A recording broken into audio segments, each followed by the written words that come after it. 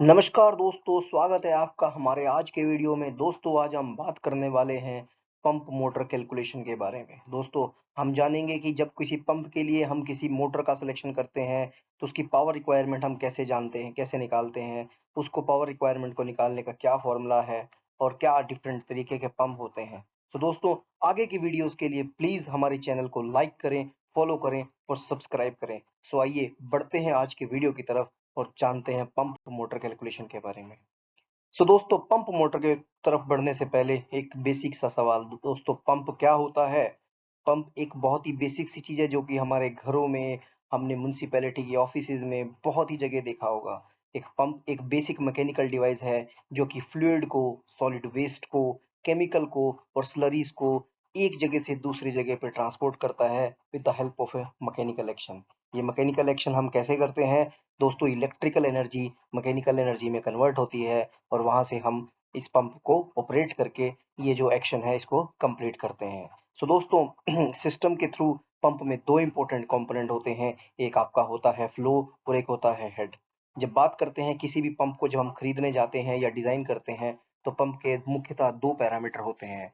हम कहते हैं कि यह पंप इतने इतना इतना फ्लो जनरेट करेगा और इतने क्यूबिक मीटर और इतने मीटर वाटर कॉलम पे, या इतने बार का प्रेशर जनरेट करेगा, या इतने इतनी दूरी तक ये पानी या स्लरी या फ्लूइड को ट्रांसपोर्ट कर सकेगा।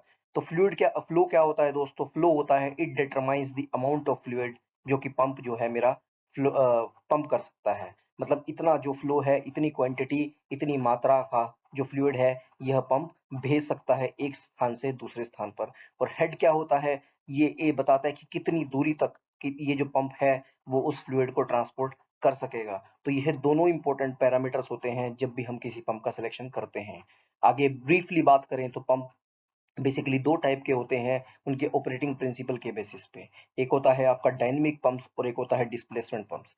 दोनों ही पंप, आपका डायनेमिक पंप और डिस्प्लेसमेंट पंप्स, अपनी अलग अलग फंक्शनैलिटी के हिसाब से आपके इंडस्ट्री में यूज किए जाते हैं। तो डायनेमिक पंप क्या होता है दोस्तों? डायनेमिक पंप के अलग अलग टाइप होते हैं। सेंट्रीफ्यूगल पंप्स आपके जितने भी होते हैं वो सब डायनेमिक पंप्स की कैटेगरी में आते हैं, क्योंकि इनमें जो आपका जो इंपेलर है वो रोटेट करता है और आपकी सेंट्रीफ्यूगल फोर्सेस जनरेट होती हैं, जिसकी वजह से हमारा जो फ्लूइड है वो एक स्थान से दूसरे स्थान पे जाता है। आपके सबमर्सिबल पंप्स हो गए और वर्टिकल सेंट्रीफ्यूगल पंप्स हो गए, यह सब उदाहरण है आपके डायनेमिक पंप्स के। दूसरा होता है डिस्प्लेसमेंट पंप्स। दोस्तों डिस्प्लेसमेंट का के नाम से ही पता चलता है कि जो एक जगह से दूसरी जगह पे मूव करेगा और लेकिन वर्टिकल या लीनियर डायरेक्शन में डिस्प्लेसमेंट होगा। तो तो जितने भी आपके गियर पंप होते हैं, पिस्टन पंप होते हैं, लोक पंप होते हैं, जो कि नॉन जनरली स्पेसिफिक एक्टिविटीज के लिए ही यूज किए जाते हैं, उनको हम डिस्प्लेसमेंट पंप्स बोलते हैं। तो दोस्तों अगर आपको पॉजिटिव डिस्प्लेसमेंट पंप और सेंट्रीफ्यूगल पंप्स के बारे में एक स्पेशल वीडियो देखना है तो हम आई बटन पे लिंक देंगे, हमारे चैनल पे दोनों ही वीडियोस हमने पहले ही बनाए हुए हैं। सो पढ़ते हैं हम आज के टॉपिक की तरफ और जानते हैं मेन पंप पावर कैलकुलेशन कैसे होता है। सो दोस्तों पंप पावर की कुछ कुछ टर्मिनोलॉजीज हैं जो कि हमको पता होनी चाहिए, तभी हम लोग पंप के लिए एक अच्छी मोटर का सिलेक्शन कर सकते हैं। नहीं तो हम एक अंडर पावर मोटर का सिलेक्शन कर बैठेंगे और वो मोटर जल जाएगी, क्योंकि वो उस पंप को चलाने के लिए कैपेबल नहीं होगी। तो पंप पावर का जब हम कैलकुलेट करते हैं तो हम मूलतः तीन चीजों के बारे में बात करते हैं। एक होता है आपका हाइड्रोलिक पावर, दूसरा होता है पंप शाफ्ट पावर और तीसरा होता है इलेक्ट्रिकल इनपुट पावर। तो आगे बढ़ने से पहले एक बेसिक सी चीज आपको बता देता हूं दोस्तों। जो सबसे ज्यादा पावर होती है जब हम कैलकुलेट करते हैं तो आपका मोटर शाफ्ट पावर होता है। मोटर शाफ्ट पावर के बाद होती है आपका पंप शाफ्ट पावर और तीसरे नंबर पे जो पावर होती है वो हाइड्रोलिक पावर होती है। क्योंकि मोटर सबसे ज्यादा पावर जनरेट करेगा, उसके बाद कुछ लॉसेस होंगे तो वो शाफ्ट पावर जनरेट हो जाएगा। और जो उसमें भी कुछ लॉसेस होंगे, यानी कि जो सबसे न्यूनतम पावर जो कि हमारे सिस्टम में ट्रांसमिट होगी वो होती है आपकी हाइड्रोलिक पावर। तो दोस्तों जब हम कैलकुलेट करते हैं तो इन तीनों के फॉर्मूलाज जानेंगे और इस तरीके से आप कभी भी एक मोटर को सिलेक्शन कर पाएंगे और कभी भी इसमें गलती नहीं करेंगे।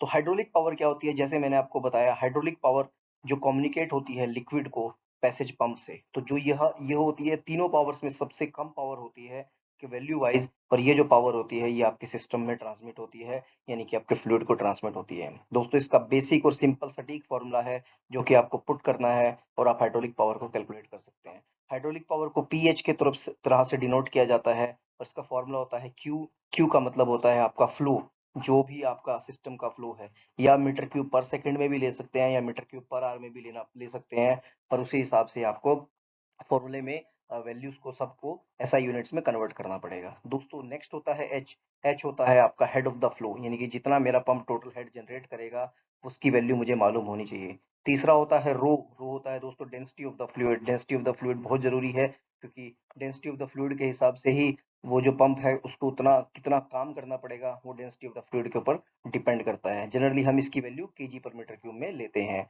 तीसरा होता है जी। आपका जी होता है दोस्तों एक्सेलरेशन ड्यू टू ग्रेविटी, जिसका वैल्यू हम सबको पता है होता है 9.81 मीटर पर सेकेंड स्क्वायर और डिवाइडेड बाय 1000।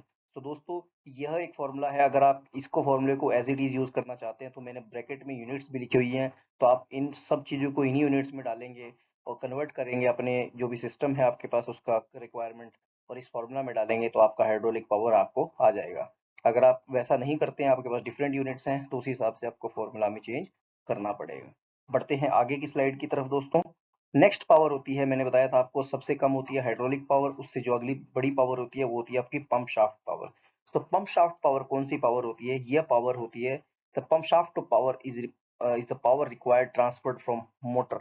जो हमारी मोटर पावर जनरेट कर रही है, जो और वहां से जो मोटर की से जो पावर मेरे पंप के शाफ्ट में ट्रांसफर होती है, उसको बोलते हैं हम लोग पंप शाफ्ट पावर। मैंने आपको बताया था कि यह जो है it depends upon the efficiency of the pump. Pump के एफिशिएंसी के ऊपर दोस्तों ये पावर डिपेंड करती है, बिकॉज बिकॉज पंप में कुछ लॉसेस रहेंगे और वो लॉसेस हम लोगों को पावर लॉसेस की तरह बियर करते हैं, क्योंकि कोई भी मैकेनिकल इक्विपमेंट 100% एफिशिएंसी का नहीं होता है। तो पंप शाफ्ट पावर दोस्तों क्या होता है? इसका formula hydraulic power pH bye pump efficiency. तो पंप एफिशिएंसी आपको पंप सप्लायर दे देता है, क्योंकि उसी को पता है उसका मैकेनिकल इक्विपमेंट है, उसने किस रेंज से किस मॉडल से वो पंप सेलेक्ट किया है।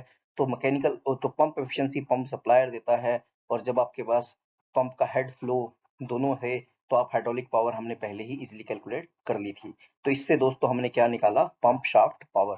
उसके बाद तीसरा और सबसे इंपॉर्टेंट पावर, जिस बेसिस पे हमें पता चलेगा कि हमें कितने किलोवाट रेटिंग की मोटर सेलेक्ट करनी है, वो होता है आपका इलेक्ट्रिकल इनपुट पावर।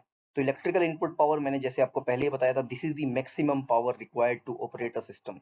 क्योंकि सबसे ज्यादा बड़ी मोटर में अगर मेरे पास मोटर ज्यादा किलोवाट रेटिंग की होगी, तभी वो मोटर मेरे सिस्टम लॉसेस को बियर कर सकेगी, यानी कि मेरे शाफ्ट पावर का जो लॉस है उसको बियर कर सकेगी, और अंत में हाइड्रोलिक पावर के जो सिस्टम लॉसेस हैं ये उसको बियर कर सकेगी। तो मोटर मेरे को हमेशा बड़ी किलोवाट रेटिंग की सिलेक्ट करनी है, तभी इसकी वैल्यू तीनों पावर्स में सबसे ज्यादा होती है। So this power depends upon the power consumption of the system. जो कि मेरा पूरा का पूरा सिस्टम है उसका कितना पावर कंजम्पशन है, उस बेसिस पे ही मैं इलेक्ट्रिकल इनपुट पावर या मोटर पावर कैलकुलेट करता हूँ। तो मोटर पावर का दोस्तों क्या फॉर्मूला होता है? बहुत ही आसान सा फॉर्मूला है। मोटर पावर कैसे निकलती है? आपकी पंप शाफ्ट पावर, जो कि हमने पहले ही कैलकुलेट कर ली थी by efficiency of the motor. Efficiency of the motor generally 85 to 90% जितनी भी मोटर्स होती हैं उतनी एफिशिएंसी हम लोगों को मिल जाती है। तो अगर आप फीड डिजाइन कर रहे हैं या फिर प्रिलिमिनरी किसी का सिस्टम का डिजाइन कर रहे हैं और आपके पास पंप्स मोटर सप्लायर की वैल्यूज नहीं है, तो हम 80 टू 85% एफिशिएंसी रख के मोटर्स पावर को जनरली कैलकुलेट कर लेते हैं। तो दोस्तों ये तीनों तरीके की पावर्स आपने पढ़ ली हैं, और मैं आशा करता हूं कि आपने, अगर आपको कोई बोलेगा कि किसी पंप की या के लिए मोटर हमें सेलेक्ट करनी है तो मोटर कितने किलोवाट रेटिंग की होगी, तो आप इन तीनों फॉर्मूलाज को यूज करके निकाल सकेंगे।